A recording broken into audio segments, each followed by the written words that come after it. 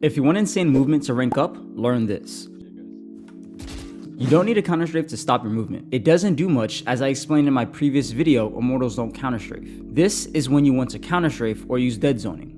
This is when you don't need to counter strafe or use dead zoning. You see, when I'm coming to a dead stop, you don't need a counter strafe, just release your movement key. But let's say I'm fighting a medium to long range fight and I'm performing some burst strafe combos. This is the ideal situation in when you want to dead zone or counter strafe. It's simple, since this enemy is 20 meters away, I don't want to just fight him fairly. I want to remain a moving target. So I'm going to go for a swing burst strafe burst combination. To do this, I'm going to press my movement key to swing. Then I will press the opposite movement key while releasing the previous key. As I switch directions, I want to go for a burst, as there will be a small window where I can remain accurate while never stopping my movement. Then you want to change directions again after recoil has reset from the previous burst, and do the same thing.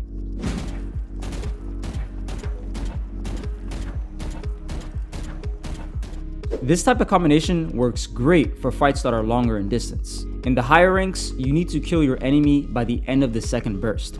If not, you're probably dead. Oh, no. In the lower ranks, you have more time, so feel free to extend the length of your strafes like this. Understand, for short range gunfights, you really don't need a counter strafe or dead zone, since the majority of times in close range fights, you'll just be running and gunning. Surprisingly, the weapons in Valorant are fairly accurate when you run and gun with fights that are about 7 meters in distance. For fights that are 15 to 8 meters, you just need to tap your movement key, but really commit to the fight. A good combination for these types of fights are the burst, strafe, spray combination. Many of my diamond and lower students struggle implementing these concepts, so make sure to watch back this video twice and put it into practice.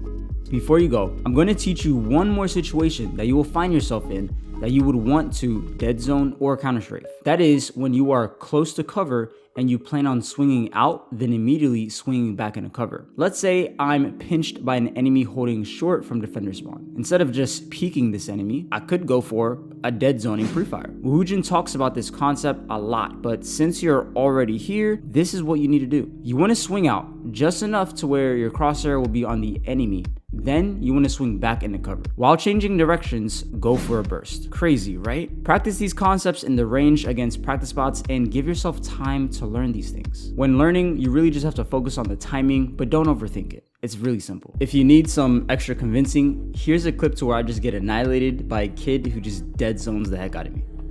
Honestly, still can't get over how he just annihilated me. But I recommend joining my Discord server for some free and private coaching, and watch my Immortals don't counter strafe video next. That's all. Deuce everyone. Yo, if you're still here, here's the bonus.